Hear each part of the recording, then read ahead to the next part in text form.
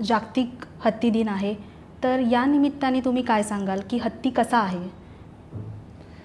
हत्ती जितका मोठा आहे ना, तितक्याच त्याच्या भावना मोठ्या आहेत, त्याचं दुःख मोठं आहे, त्याचा आनंद मोठा आहे.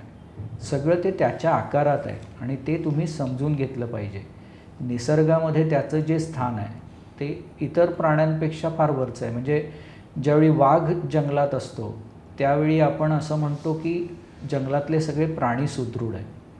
पण ज्यावेळी हत्ती जंगलात असतो त्यावेळी आपण असं ठामपणे म्हणू शकतो की त्याचं निसर्ग चक्र सुदृढ आहे.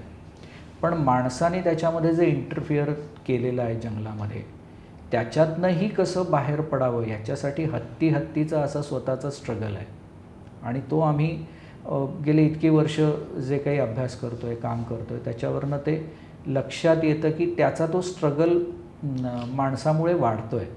तर तो माणसामुळे वाढू नये ह्याच्यासाठी माणूस म्हणून आम्ही आमचे प्रयत्न सतत करतो. पण हत्ती इतकं भव्य दिव्य असं काहीच नाही आहे.